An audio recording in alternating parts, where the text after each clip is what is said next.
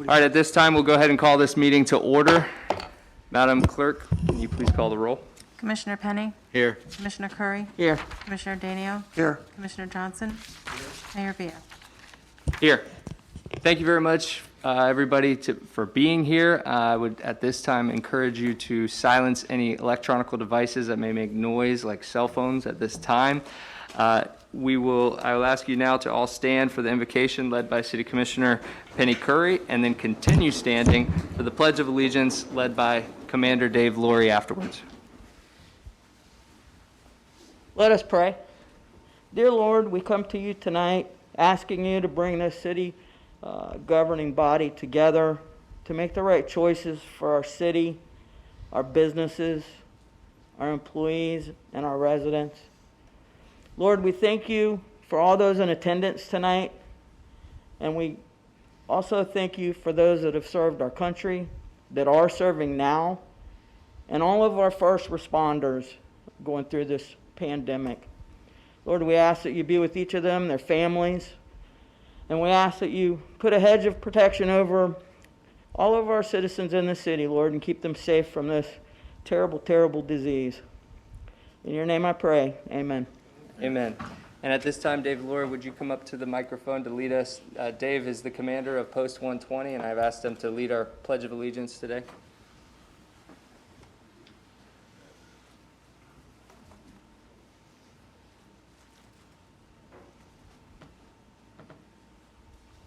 And salute. Two. I I pledge allegiance to the flag of the United United States of America and to the republic for which it stands, one nation, under God, indivisible, with liberty and justice for all. Thank you, Commander. I'm going to go ahead and take this off since I do a lot of talking during this meeting and we're already socially distanced up here. At this time, I would like to recognize a very special person in the audience, and that is our county chairman who is joining us here today. If you could all give him a round of applause. So we know why you're here, and for the Purple Heart Society tonight, but I have asked the chairman to briefly come up and speak to us about any county issues that he may have. It's not every day that we have the chairman in our chamber, so we appreciate that. And before you speak, let me just say one other thing. Man, oh man, you really, really did a good job marrying your wife, our First Lady, Mary Margaret. So put your hands together for her. Had to do that, Ed. Go ahead. You have the floor. You got that right. And this is the first city commission or city council that I've ever been before where I had the presence of being with three mayors on the commission. Yeah. I can only imagine how that works. I thought it was bad enough having three attorneys when we had two on our city commission in Ormond, plus Randy Hayes, our city attorney. So working with three mayors, I mean, you've got to have it. Easy job, Chris. Easy job. It is. Working with all men. That's a challenge. I won't say for who. Yeah. Turn that around on me, did you? No, but it is good to be here. I think I'm not here enough only because y'all are doing a great job. We have a great relationship. We have an open table for you. We have an open venue for any of you. I know that Joe works very well with George. I know that he works also very well with the managers of Volusia County. I want to thank all of y'all for working together with us on issues in the past. I'm going to miss that part of it, but having said that, that's one of the biggest things that I wanted to say tonight while I'm here.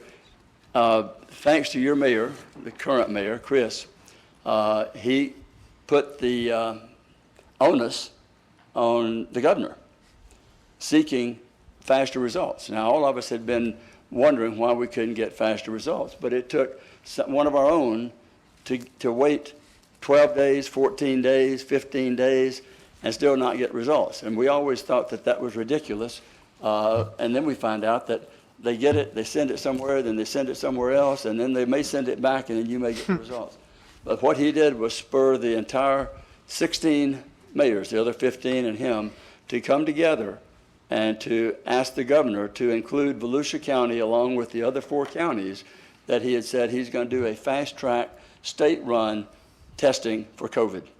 And that will be soft opening on Thursday and Friday.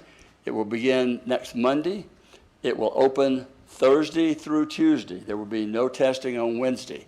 And y'all are the first one, I mean, I don't, guess you didn't get an email today on that yet, or did you? You got It it? just went out. We were told Yeah. not to make it public. Okay. Well, he can. Apparently you weren't. No, they did have to release the news today. Yeah, So Kevin Captain calls me. We will have a press release tomorrow at 11 o'clock, and we've asked your mayor to be there because he was very instrumental in leading and getting people to take the notice, because the worst thing we can have is this pandemic is bad enough, but sitting there and wait and wait and wait and wonder, and then not really find out until you have another test made faster. You get the results back from it before you got the results on the other one. So, and plus the fact you'd already recovered from what you had. So I guess that's a good way to know, yes, I had it, I got through it, I'm over it, and then they get you saying, no, I don't. Right. The other good part about this, they're going to be testing for whether or not you've had it, the serum test. And there will be 3 lines out there. You do have to, and this is one thing we want to emphasize tomorrow, you have to call and get a reservation. So any of the time you're telling any of your residents or anything you put out, please make sure that they call. All that information is going to be on our website, volusia.org. They've done a much better job of making our website easier. You can hit COVID-19, and you can find out anything about COVID-19 you want. John? How's that phone process? Are you talking to a live person, or are you on hold for an hour? They're all routed to India. We're on a budget. And Hope you speak. Mr. Mayor, Yes. Mr. Chair, I believe they're also doing a special time or lane for first responders. That's correct. Because that was a problem in the past too. My Special- husband, a county deputy, was possibly exposed. Right. Turned out he never had it, but he had to wait upwards of about 15 days for his test, where the person he arrested got it within a day. And that absolutely was not right.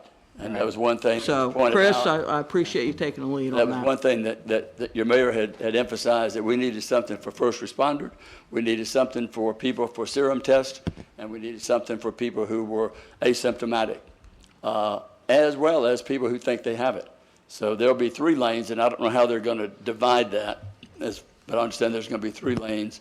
And we just want to thank you for taking the leadership role in that and for what you do. And as a property owner in Holly Hill, I've heard y'all talking about taxes, and I got kind of anything we can do to offset your taxes here from the county level, well, certainly I would be appreciative of. So thank you, and Thank you so I'll much, sit down. Mr. Chair, and thank Thank you for taking that lead. It was a collective voice of mayors and your lead to actually push this forward. So thank you, Mr. Chair. I look forward to being with you tomorrow.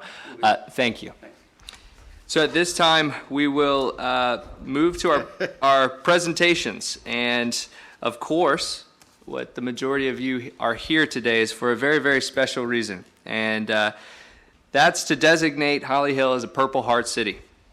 And before I read this proclamation, we just should never miss the opportunity to thank a veteran at all times. We could never show enough gratitude. And gratitude is a word that I really mean to all of our veterans, especially the ones who have a Purple Heart, which means that they have sacrificed so much of their own body for this country so that we all can live as a free people and chase after life, liberty, and the pursuit of happiness. And so right now, I would like to ask any person with a Purple Heart and any veteran as well to please stand so we can give you a round of applause and appreciate you right now.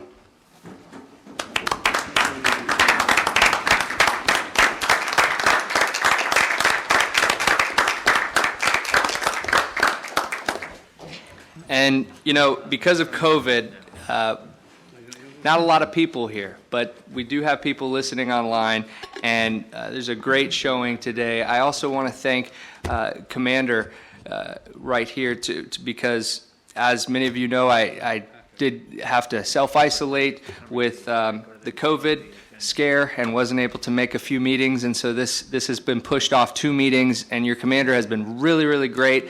Stacy Cantu for helping me out with that as well, to push this back a couple times, and just to have the amount of people that you have here still after it gets pushed back is a testament to how much you all truly love your country and what you're serving here. So with that being said, I'm going to read a proclamation, and there are quite a few whereases. And I'll tell you, if this paper was this much longer, we could fill it with more whereases of how grateful that we all should be to our Purple Heart recipients. This is a proclamation by the mayor of the city of Holly Hill, Florida. Whereas the city of Holly Hill proudly supports its military veteran population, and whereas the Purple Heart is the oldest military decoration in use today, which evolved from the Badge of Military Merit created by General George Washington for the common soldier in 1782. And whereas the Purple Heart is awarded to members of the United States Armed Forces that have been wounded or killed in combat with a declared enemy of the United States of America. And whereas Holly Hill has a large and highly decorated veteran population, including Purple Heart recipients, and whereas the mission of the Military Order of the Purple Heart is to foster an environment of goodwill among the combat wounded veterans and their families, promote patriotism, support legislative initiatives, and most importantly, make sure that we never forget. And whereas Holly Hill appreciates the sacrifices of our Purple Heart recipients have made in defending our freedoms and believe it is important that we acknowledge them for their courage and show them the support that they have earned. And whereas the state of Florida has been designated by the Florida State Legislature a Purple Heart state, honoring the service and sacrifices of our nation's men and women in uniform who were wounded or killed by the enemy while serving to protect the freedom enjoyed by all Americans. And whereas Governor Rick Scott signed into law a bill which unanimously was passed by the Florida Senate and the House of Representatives, which officially designates August 7th as Purple Heart Day in the state of Florida. Now, therefore, I, Chris Villa, the mayor of the city of Holly Hill, Florida, and on behalf of the City Commission, do hereby proudly proclaim the city of Holly Hill a Purple Heart city. Right. Commander, if you would like to come up and say a few words. Val, take this up. I'm about to present the plaque to Mayor Chris Villa. The Military Order of the Purple Heart Special Recognition Award is bestowed with pride to the city of Holly Hill, Florida, for their dedication and support honoring America's combat veterans becoming a Purple Heart city, presented by the Patriot members of the Volusia County Chapter 316 of the Military Order of the Purple Heart, USA. And allow me to give this to you. And I'll give you this proclamation as well. Thank you, Commander. All right. Can you get a picture? For everybody else here. Thank you, sir. And you gave me one, and I'm proudly wearing it. I appreciate that. A lapel pin. At this time, we would ask anyone who feels comfortable, if you would like to come up to take a picture, to stand up here. The City Commission will stand back here, and we'll have Chief Aldridge take a picture of us for anyone that would like to be a part of the picture.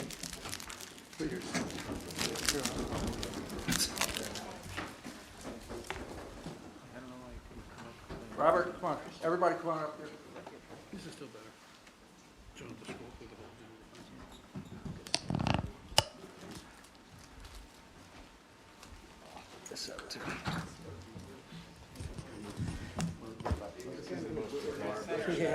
Yeah, it's going to be...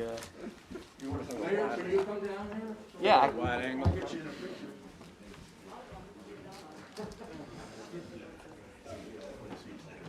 Yeah, I'm telling you.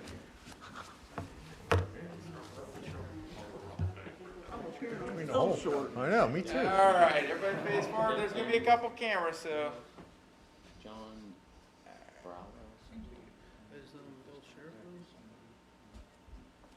Is this camera? Yeah. We don't have to do the cheese anymore.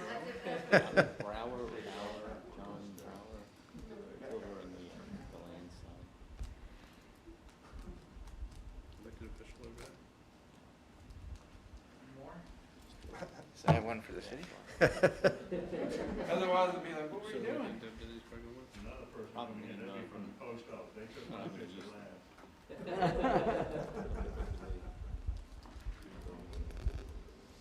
All right, big smiles. Thank you.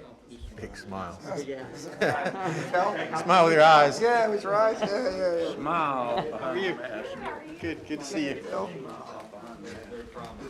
Good to see you. Some air fist pump.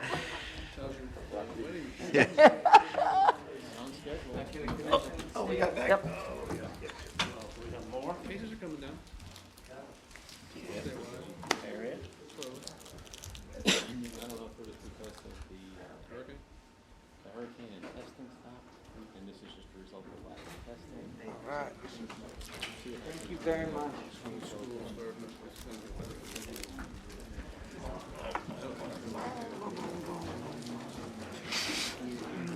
I've heard in Volusia County.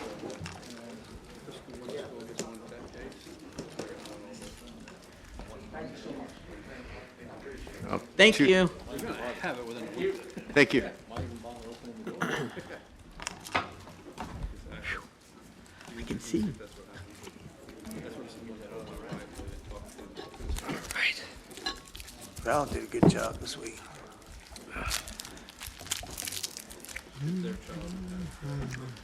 That was very nice, and It was nice.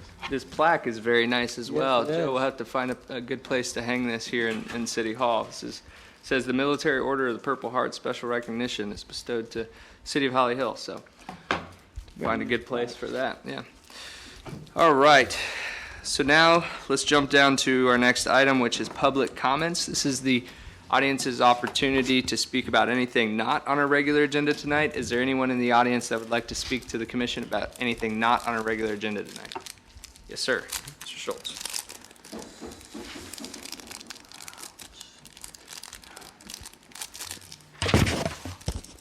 Jim Schultz, 117 Harvard Drive.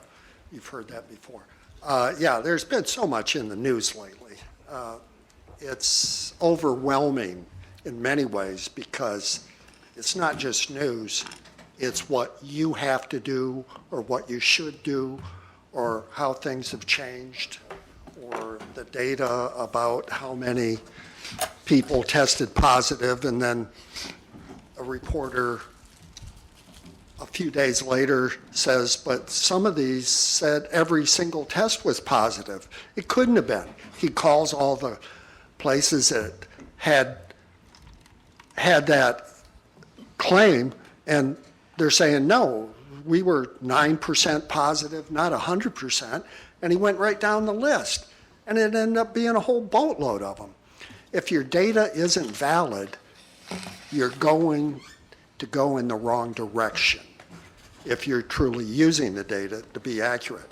Here's another little issue. The reality is we are bathing in a sea of microorganisms, our body. You don't see it that way. You've got 30 trillion cells in the average body. You've got 40 trillion bacteria, which you're a host to. They live there.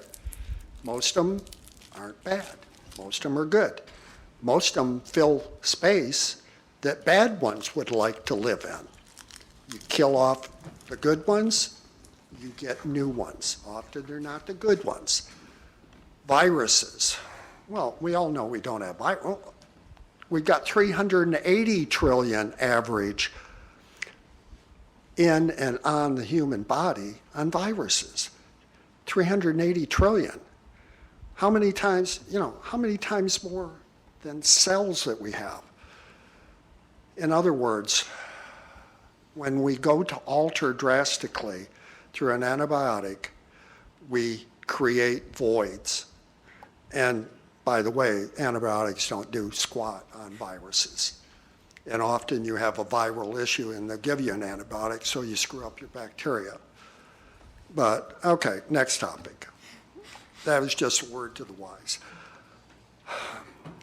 You know, and speaking about data, our federal government states 1 in a million risk of having a vaccine injury. Well, actually, I think I've touched this before.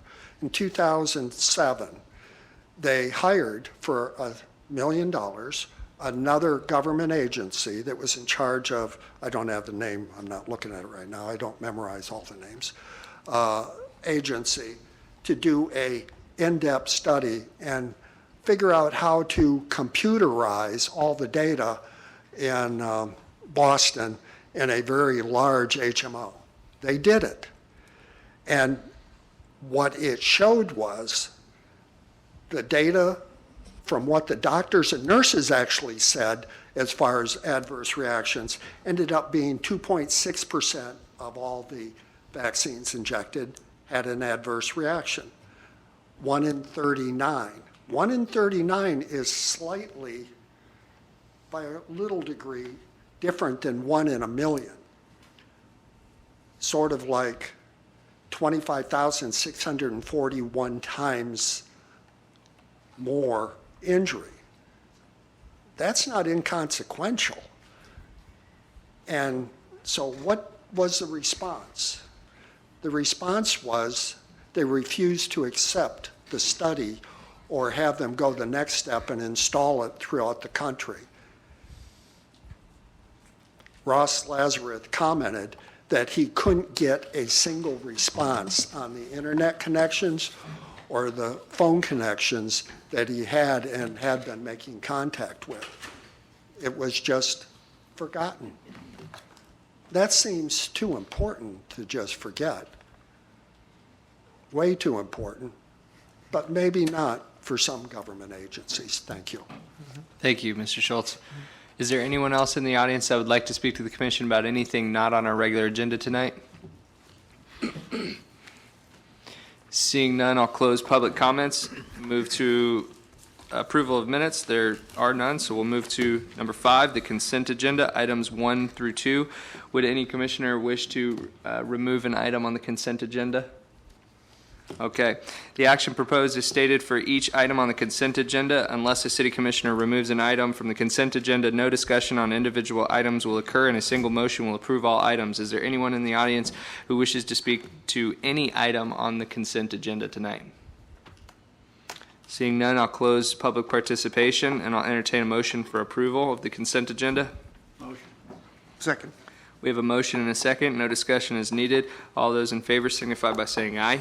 Aye. All those opposed, motion carries unanimously. Moving to our regular agenda, Resolution 2020-R-37.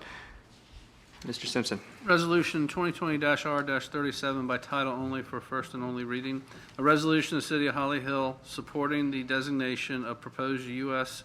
Bicycle Route 1, USBR1, through Holly Hill beginning in Bar Harbor, Maine, and ending in Key West, Florida, and providing an effective date. Mr. Forte, would you like to comment on this? Log back into my computer. Did I misunderstand? Did you approve the What's consent? that? The consent, are you talking about the line?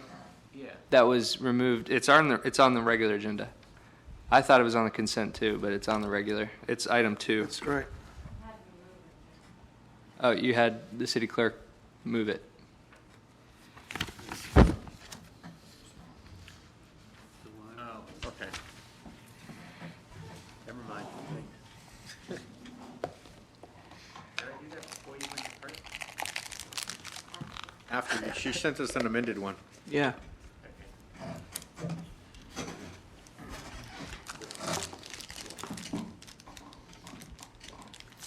Okay, so the American Association of State Highway and Transportation Officials has designated the corridor crossing Florida to be developed as United States Bike Route 1, or USBR1. It's an adventure cycling association, the Bike Florida and the Florida Bicycling Association, with cooperation from the DOT, have proposed a specific route to be designated as USBR1.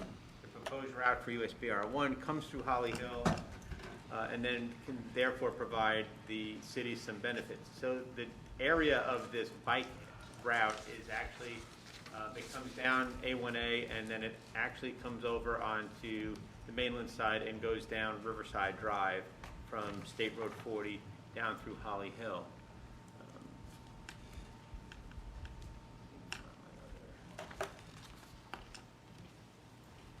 So it's just this.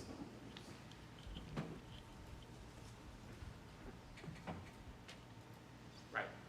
I'm trying to pull up my other doc.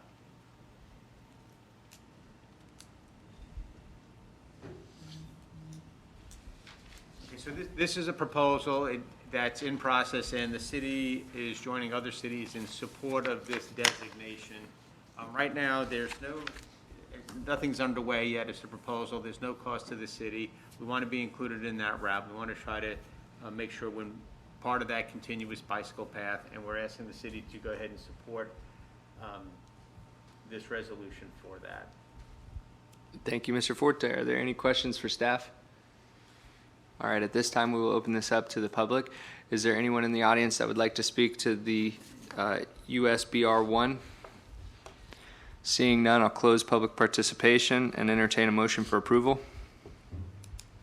So moved. Second. We have a motion and a second for approval of Resolution 2020-R-37. Is there any discussion needed?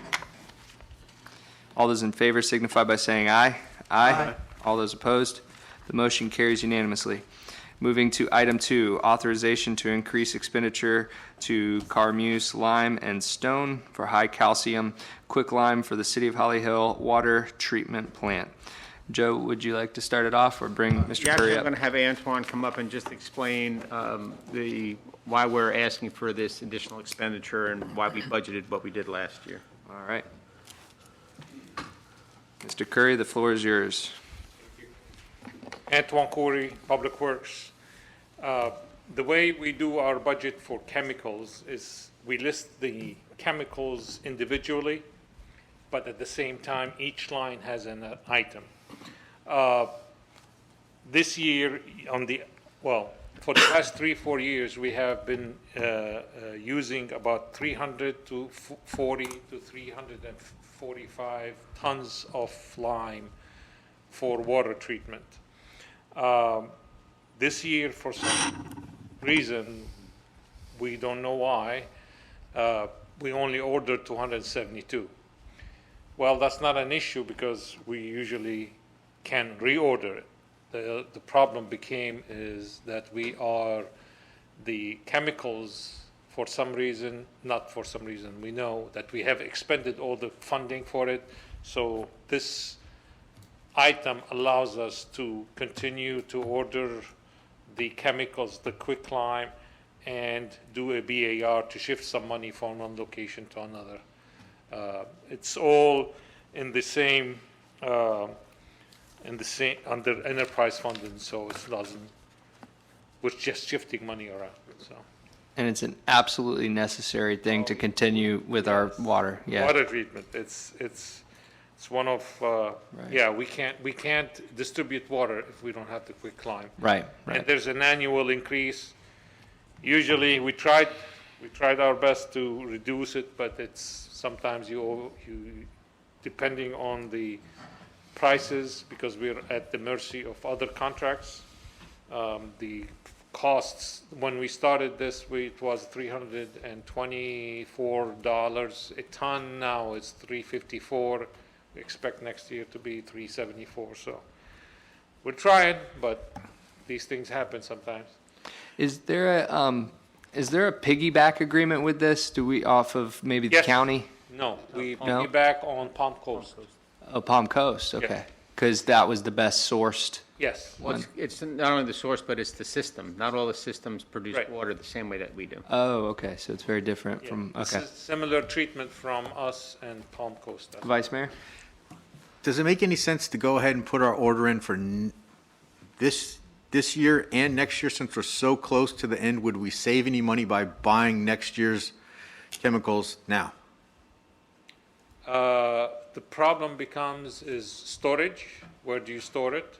At the same time, we have silos, and we can only put so many Okay. tons of silos. Gotcha.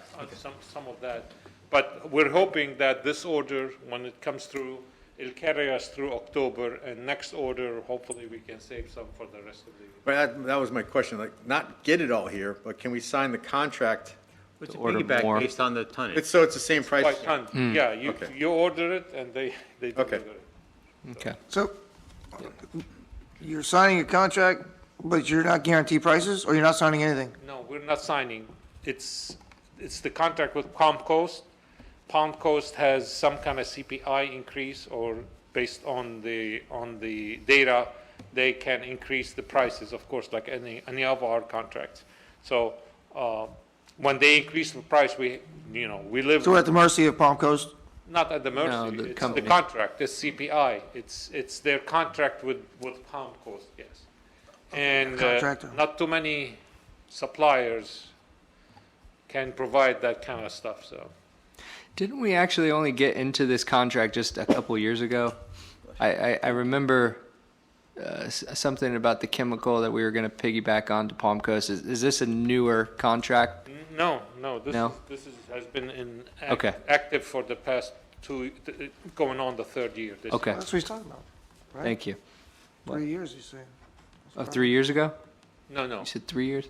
the Palm Coast contract was executed 3 years ago, but on an annual basis, you get an annual increase of CPI. So since we are piggybacking, the price they charge Palm Coast, they have to charge us. Right. So it's still, but we're not signing a contract with them. We just piggyback on that contract. Okay. Is there any other questions for staff? No. All right. Thank you, Mr. Curry. At this time, we'll open this up to public comment. Is there anyone in the audience that would like to speak to this item about the lime tonight? Seeing none, I'll close public participation, and I'll entertain a motion for approval. Motion for approval. Second. We have a motion and a second. Is there any discussion needed? All those in favor signify by saying aye. Aye. All those opposed, motion carries unanimously. All right, moving to our public hearings. And number one will be ordinance 2020-0-3029. Mr. Simpson? Ordinance number 2020-0-3029 by title only for first reading. And Second reading. is it second reading? Second and final reading. Oh, okay. That's, you know what, I wasn't here last meeting. Here last week. For a second and final reading. An ordinance of the City of Holly Hill, Florida, amending the land development regulations by rezoning the parcel described in Exhibit A from CC1 Commercial Corridor District to BPUD Business Plan Unit Development, providing for conflicting ordinances, providing for severability, and providing an effective date. Thank you. Joe, do you want to kick it off, or Mr. Walker? All right, Mr. Walker, you have the floor. Thank you. Mayor, Commissioners, Brian Walker, Community Development. So this is just a follow-up to the discussion that we started 2 weeks ago with regard to 224 Riverside Drive, which, as you know, is a property that's owned by the city. And when we looked at the zoning of the property, CC1, it's a very liberal zoning. And when we looked at the very liberal zoning and what could actually go there, and looked at what's in front of that property and what's just a few hundred feet down the street, it didn't seem that some of the uses allowed in CC1 would be really compatible with this property being right across from Marina Grand. So staff spoke with the Board of Planning and Appeals to get their thoughts on maybe the possibility of rezoning the property and rezoning it to what and how we wanted to handle it. And they recommended that the property be rezoned to a business plan unit development. The advantage to that is that we can actually list the uses that we would like to see on that property. The property hasn't been sold yet. Some of the things that folks were requesting, such as motorcycle repair shops and things like that, just would not work for that property. So in the development agreement, there is a list in your staff report of proposed uses. And when we discussed those 2 weeks ago, staff was instructed to make a couple of changes. And so staff has made the changes as follows. To item 21, we added mini warehouse personal storage as a permitted use. And then in the prohibited uses, In item 6, we added "and convenience stores." So convenience stores would be prohibited, a prohibited use, and the mini personal storage is now an added use. So those were the only changes that were made as instructed by staff, and I'd be happy to answer any questions. All right, thank you, Mr. Walker. Yes, Vice Mayor? Sorry, Just he put his hand up first. something, Brian, that on Part D, impervious surface not to exceed 75% of the gross square footage.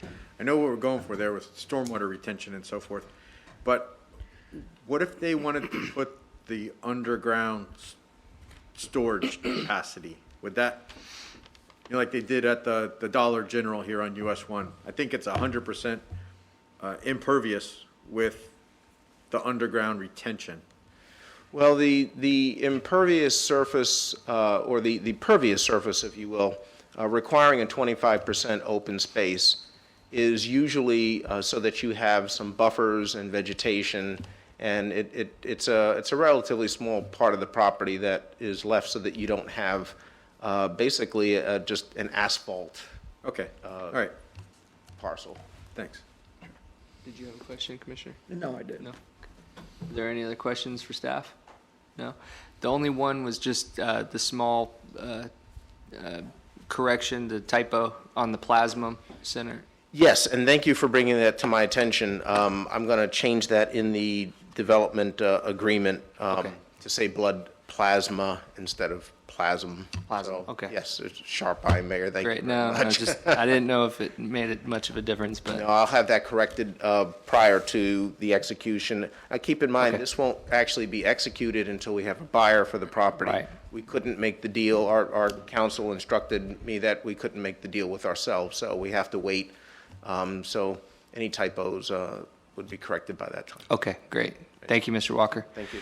At this time, we'll go ahead and open this up to public comment. Is there anyone in the audience that would like to speak to this item tonight? Seeing none, I'll close public participation. Since this is a public hearing, does anyone have any ex parte communication on this item? Seeing none, I will go ahead and entertain a motion for approval. Motion to approve. Second. We have a motion and a second. Is there any discussion needed? All right. All those in favor signify by saying aye. Aye. All those opposed? Motion carries unanimously. Moving down to communications, the city manager, Mr. Forte. Yeah, I've got two items. One is, in your agenda packet is the annual payroll and holiday calendar that we typically submit to the commission. Friday this year is Christmas, so the floating holiday is requested for Thursday. If you just, by objection, if anyone has objections to the holiday calendar or the payroll, just let me know. Joe, do you poll the employees whether they went the Thursday or the Monday? No, we don't. We try to figure out what would be the more popular answer. Here's what happens when you do a poll, and I learned this with my kids when I asked them where they want No to one's go for happy. dinner. 10, you get 5 more. Someone always gets left out. So if I poll 100 employees and half of them want one day and the other half wants the other day, I really aggravate half the city. So if I just pick a day, then they all just get mad at me. So it's just a lot easier. Yep, holiday schedule looked great, unless there's Yeah. any objections. Okay. Wednesday, is that because? Yeah. And the other thing I wanted to bring up, and I haven't really done anything with, is Oh, Thursday or Monday, oh, I got you. is the Florida League of Cities virtual conference. And I don't know if you get the emails on that or not. They sent out the resolutions that they're going to do this year, and I haven't really done anything with it. I don't know if you want to do anything with it. Are you going to appoint a voting delegate, or you're just not going to, you're going to step back this year? We did. I'm Chris the is voting, the delegate. I'm the voting delegate. Was I here when you did that? Yeah, he was gonna drive over and then they canceled Yeah. the whole thing, so now. I missed, did I miss Yeah, because it? they were going to do it in Orlando, but they're doing it all online. Right. So I'm on Okay, the so resolutions. you are the voting delegate? Yeah, and I'm on the resolutions committee. Okay.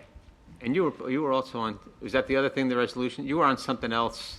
That's the resolution committee, and then I was appointed to serve as, I think, on the nominating committee of some sort at large.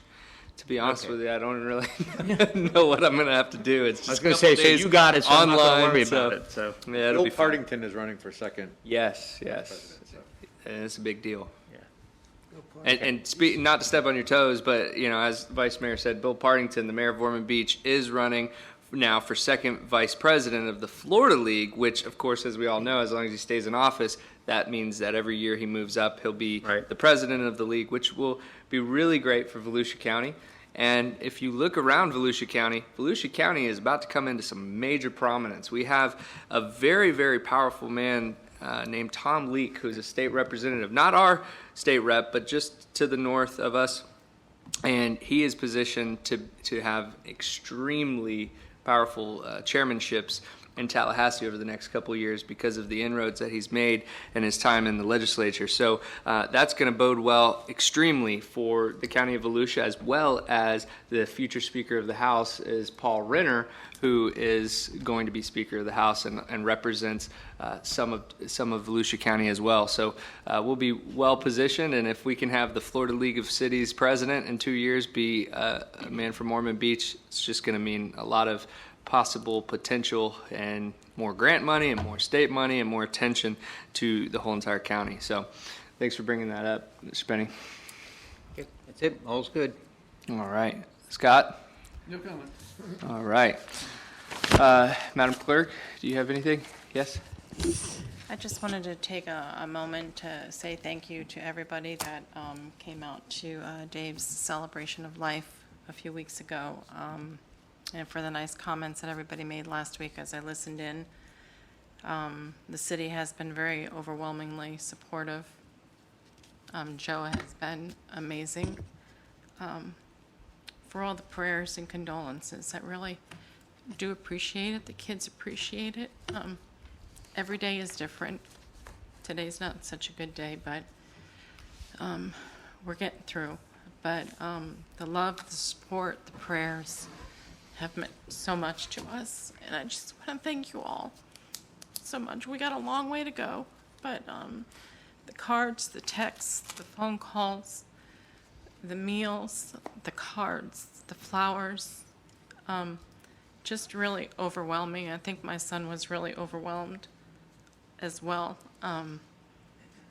Dave is going to be missed by a lot of people. He's missed with his family, and I just want to say thank you all so much, because you guys really showed a lot of love to us. Joe, you went above and beyond, and I just can't thank you for your kindness. And just thank you all, and continue to pray for us, because this getting used to a lot of things, you know, it's just little things. Dave was my mechanic, and now I got to find somebody new. So, you know, it's the little things, but I do appreciate all of you guys. And Holly Hill really stepped up to the plate and went above and beyond. Even the firefighters, chief, if he's here, they did their best. The hospital did their best. And for whatever reason, God felt it was time for him to go home. But I do want to just say thank you all, and I love you a lot. And the kids really do appreciate you. So thank you. Thank you, Val, for saying that. And you said that he will be greatly missed by your family. He will be greatly missed by the city as well. And we're here for you. And I have to say that I appreciate you and all you do for the city. And you know, being back today, as you know, right before the meeting, I asked you to make some changes, last-minute changes to the proclamation, and you did it. And I appreciate you always being there for us, and we're glad to have you back, and we have your back. So thank you very much, Val. Mr. Gutakis, do you have anything? Okay, very quickly, the chairman spoke about the expedited testing lanes today, and I don't know if you all read the news, but there are 4 lanes coming to Volusia County Soft launch is Thursday, starting for the open public, which will speed up results. They're looking for 2-day test results, but they're giving themselves up to 5 days, which 5 days is a lot better than 17 days like I received. But they are definitely, what they're seeing is about 36 hours for these lanes, these expedited lanes. So that will greatly help. And as the chairman spoke about, tomorrow I will do a press conference with the chairman at 11 a.m. at the EOC in Daytona. So just want to let you all know that. And I wanted to also bring up that Commissioner Danio was with me on Sunday morning, and I was asked by Matt McEwen, the son of Chuck McEwen. I was told that he was retiring, Chuck McEwen, retiring. Yeah, with air quotes, but for the most part, kind of handing the torch over. So it was his official last sermon. He'll fill in, in the future here and there. But anyways, Matt had an idea and said, hey, is there anything that we could do, a proclamation of some sort, and surprise him? And so, of course, we jumped at that chance, and I spoke to Mr. Forte about it. We didn't see anybody objecting to that. We all know the McEwen family and love them. And so it was my honor to read a proclamation and to declare that day Chuck McEwen Day as well. So that was really neat on behalf of the city. So just wanted to share that. You did a good job. My dad and I were on a boat 5 miles out in the Gulf of Mexico watching it on an iPhone. Oh, no.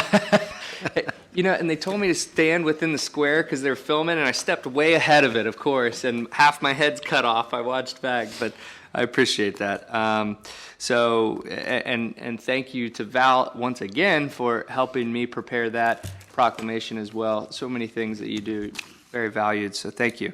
The last thing is just want to, once again, bring up the paving that's about to start happening. So many people are about to be so happy about Flomish. So I know it was supposed to start this week, but Mr. Curry left. What's that? Be prepared for the complaints afterward. Now they're going to speed. There you go. Oh, speed. That's what happened. Exactly what happened. Did you find out when it's going to start? Because it was August 10th, but It's supposed to have started Monday, so they were delayed on another project, and as soon as they're caught up, it will. Okay, so very imminently. Great. Could be tomorrow. Great. All right. So that's some good news. All right. And with that, we will go to, I haven't been here for a while, so let's check this out. You know the easy way? Whoever It is. does the invocation, let them do it. Yeah. But you know what? It's Daniel. Oh, I was going to applaud you on your presentation. That was the only thing I was going to mention too about Sunday. I thought that was great. You did a good job. Oh, thank you. Chuck McEwen, well deserved in this community. I mean, and after all that, Chuck McEwen still has 90 days to catch up to me because I started March 1st. Actually, it was February 29th. Same year. Yeah. At that church. No. At my store. Oh, at your My store, first okay. day was February 29th, 1988, and Chuck's first day was June 1st, so I keep teasing Pastor Chuck, you're never going to catch me. I still got you by 3 months. But He has a tougher boss, though. yeah, he does. Yeah, right. He's my boss too, Bob. But and congratulations on the plaque and the comments from the chairman. That was good. But no, nothing new on our end. So Great. Thank you, Commissioner Daniel. Commissioner Johnson? I don't have much tonight, but I think we have another storm coming, maybe Josephine. Oh, really? Getting pretty close to us, I believe. And another thing is too, speaking of power-related issues, I'd like to caution everybody when they work around the power lines to be really, really careful about tree trimming or anything to do construction. In the last month in Holly Hill, I've witnessed 2 close calls, real close calls. So, and one of them's right across the street. So, and you better be careful, there's 23,000 volts up in them lines, just the regular lines. And they only had 5,000 when they was using an electric chair, Wow. So that's the difference. So if somebody puts a concrete pole into a 23,000 volt line, if they had their hand on the pole, they're a goner. Wow. And also it takes the power out too, I mean, everybody's out of electricity, especially people across the street. That's about all I think I have tonight. I think we're moving ahead and doing good. And I think we're gonna clear up this fires by the end of the year, hopefully. I think it's gonna work. I have a positive feeling. All right. Thank you, Commissioner Johnson. Vice Mayor Penny?